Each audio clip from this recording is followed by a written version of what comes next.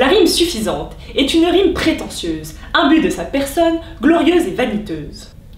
Tu t'es trompé de définition de suffisante. Ça suffit les reproches là. Comme pour la rime riche, la rime suffisante a plusieurs définitions et n'est pas toujours caractérisée pareil selon les ouvrages et les théoriciens. Dans le TLFI, dont ma consoeur a tiré sa première définition, la rime suffisante est définie comme une rime dont la consonne d'appui est différente. La consonne d'appui, c'est la consonne qui précède immédiatement la voyelle finale. Donc une rime suffisante serait une rime dont seule la voyelle finale serait similaire, comme dans appui et buis, ou mordu et raffut.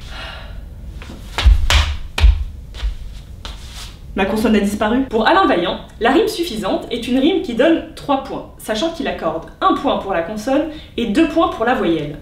Donc dans Arsenal et Cheval, par exemple, on a bien 3 points. 2 points pour le A, 1 point pour le L.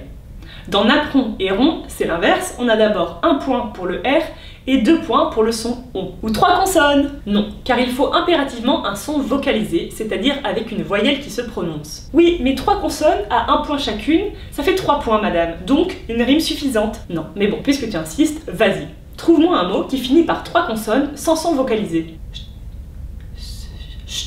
Schtroumpf. Oh, ok. Et tu le fais rimer comment?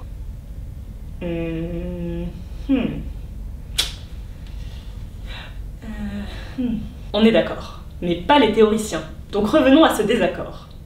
Pour Laurent Génie, de l'Université de Genève, la rime suffisante a 2 phonèmes identiques, c'est-à-dire 2 sons en commun, sans donner plus de précision. Et c'est également ce que j'avais appris à l'école. Comme dans moi et toi, par exemple, on a le son OU et le son A. Mais pour Alain Vaillant, ces 2 mots donnent 4 points, puisqu'on a 2 points par voyelle, et correspondraient donc à une rime riche. Moralité, personne n'est d'accord, et on ne sait toujours pas ce que c'est qu'une rime suffisante. Oui, d'autant que beaucoup de théoriciens du 19e siècle la considèrent comme insuffisante pour un poème. C'est le cas par exemple d'Auguste Dorchin, qui dit de la rime suffisante qu'elle est une rime qu'on doit presque toujours considérer comme insuffisante malgré son nom. C'est une blague, j'espère.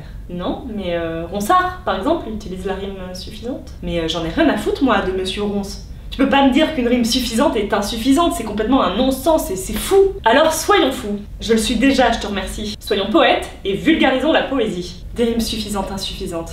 Non mais je rêve.